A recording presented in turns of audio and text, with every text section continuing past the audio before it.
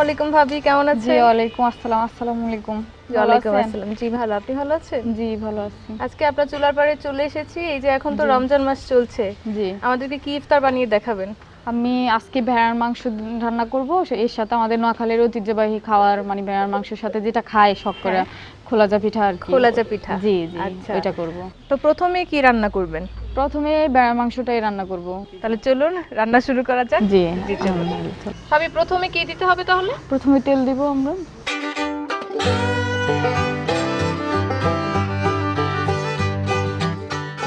তেল গরম হওয়ার পর পেঁয়াজ কুচি দিতে হবে। আপনারা দেখতে পাচ্ছেন পেঁয়াজ হচ্ছে ভাবি কুচি কুচি করে রেখেছে। এখানে কাঁচামরিচ কয়টি দিয়েছেন? 7-8টা না? পেঁয়াজটা একটু লাল হয়ে আসলে ওই যে এলাচি দারচিনি গুঁড়াগুলো দিয়ে দিব একটু। দর্শক দেখতে পাচ্ছেন এখানে ছোট এক টুকরো দারচিনি, দুটি লং দেওয়া হয়েছে, একটি হচ্ছে তেজপাতা এবং হচ্ছে একটি এলাচ দেওয়া হয়েছে। এখন ওই যে হলুদ গুঁড়োটা লাগবে।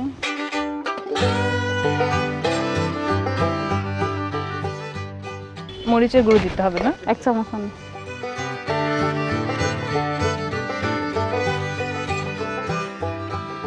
রসুন কি পরিমাণে? রসুন 2 চামচ দেন। 2 চামচ না? হাফ কেজি মাংসের জন্য কি 2 চামচ রসুন দিলেই হবে 2 না? চামচ দিলেই হবে। জি এবার আদাটা দেন। আদা, তাই না? জি এটা তো আদা না? জি এটা আদা কতটুকু পরিমাণে দিব? আদাও 2 চামচ দেন। যে পাশে আরেকটা কালো দেখতে পাচ্ছি, এটা জায়ফল। এটাও কি এখন দিব? ইচ্ছা দিলে এটা দিলে কি হয় আসলে? এটা দিলে জাস্ট মাংস তাড়াতাড়ি সিদ্ধ হয়। ও আচ্ছা, তাড়াতাড়ি হওয়ার জন্য, মজাটা তাই না? হয়। আচ্ছা, জায়ফল এখানে কয়টি দিয়েছেন? জায়ফল একটাই দিচ্ছি। একটি, এই যে বেটে দিয়েছেন, তাই না? আচ্ছা, তারপর এখন কি দিতে হবে? এখন লবণটা দিবেন। লবণ। জি এবার মাংসগুলো দিয়ে দেন।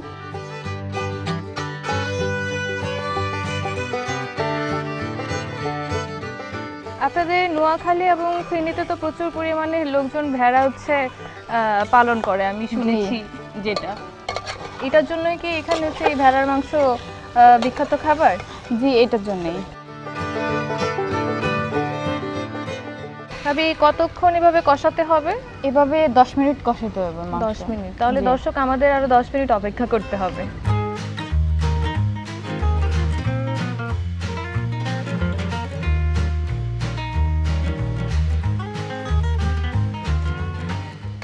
কালারটা কিন্তু অনেক সুন্দর হয়েছে।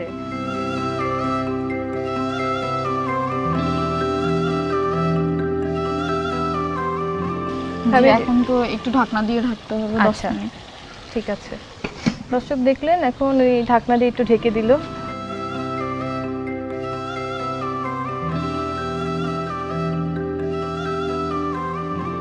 ভাবি 10 মিনিট তো হয়ে গেল, এখন কি করবেন? এখন এটা উঠাবো, বাকি মশলাগুলো দিব আর আচ্ছা, কি। বাকি আর কি মশলা বাকি ছিল তাহলে? বাকি আর মাংস মশলাটা আছে আর জিরা মশলাটা আছে। আচ্ছা, তাহলে চলুন দেওয়া যাক। প্রথমে কোনটা দিব বলেন? প্রথমে জিরাটা দিব। জিরা দিব না?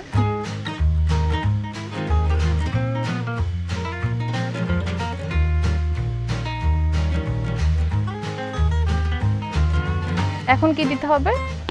এখন ওই যে মাংস মশলাটা। মাংসের মশলা না?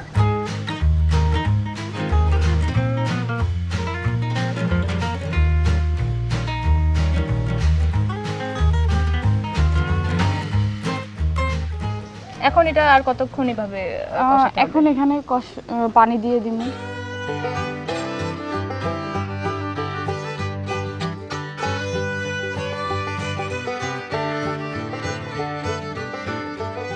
দর্শক এই যে এখন পানি দিচ্ছি, পানি দেওয়ার পর মোটামুটি 35 থেকে 40 মিনিট সময় লাগবে মাংসটা হতে। এখন ঢাকনা দিয়ে দেবেন না? ঢাকনা দেওয়ার পর 30 থেকে 40 মিনিট লাগবে না?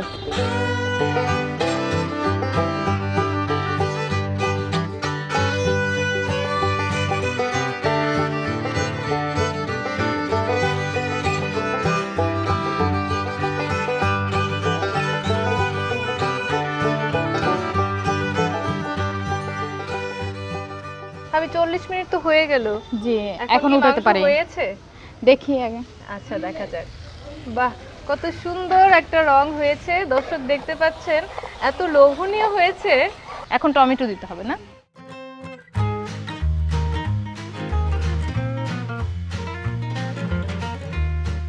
নামানোর পর কি করবেন? নামানোর পরে খোলাজা পিঠার এগুলো রেডি করব। আচ্ছা, তবে এটা তো মনে হয় হয়ে গিয়েছে না? জি হয়ে গেছে। এখন কি করবেন? এখন নামিয়ে ফেলবো। আচ্ছা,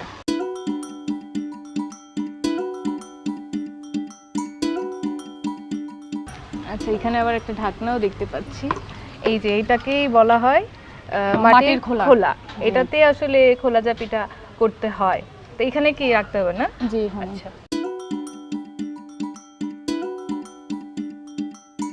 আচ্ছা, এই যে তাওয়া বসালেন, এখন জি। কি করতে হবে? এখন ওই যে পিঠার জন্য আমি আগেই তৈরি করে রাখছি, ওই আটাগুলো নিব। তো এখানে আমি দেখতে পাচ্ছি আটা দিয়েছেন, আবার এখানে একটা ডিম। জি। না, এই ডিম আর লবণ ডিমটা আর কেন কি। দিয়েছেন? ডিম দিলে পিঠাগুলো মজা হয় আর কি। আচ্ছা দর্শক এখানে দেখতে পাচ্ছেন, এটা কি চালের গুঁড়ি দিয়েছেন? জি, চালের আচ্ছা, গুঁড়ি। চালের গুঁড়ির সাথে একটা ডিম দিয়েছে আর একটু লবণ দিয়েছে। তারপর এটা কি করতে হবে? তারপর এটা আমি 10 মিনিটের জন্য রেখে দিছি। মানে ভিজিয়ে চালের গুঁড়োটা জি। আগেই রেখেছিলেন? জি, আগে আচ্ছা, রেখেছি। এখন কি করতে হবে তাহলে? এখন এগুলো এখানে দিতে হবে।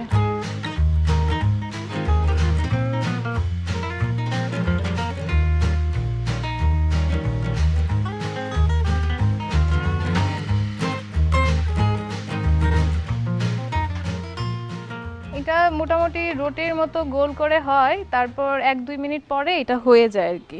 এখানে আমি প্লেটটা দিচ্ছি, এখানে রাখেন। আচ্ছা দর্শক দেখতে পাচ্ছেন কত সুন্দর করে হয়েছে। এখন আরেকটা দিবে ভাবি।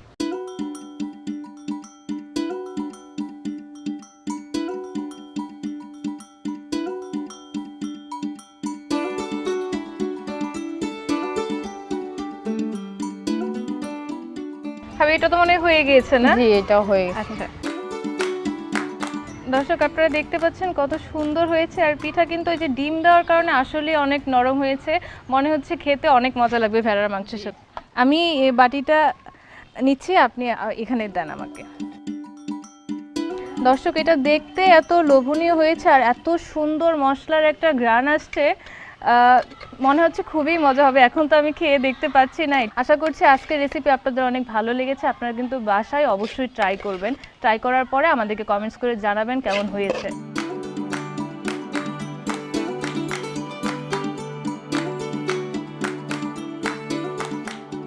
দর্শক আমাদের ইফতার কিন্তু রেডি হয়ে গিয়েছে। ভাবি একটা জিনিস আপনি লক্ষ্য করছেন, মশলার জন্য কিন্তু কালারটা অনেক সুন্দর হয়েছে জি, না? আর অবশ্যই। অনেক সুন্দর একটা স্মেল আসছে, মনে জি, হচ্ছে জি। খেতে অনেক মজা হবে।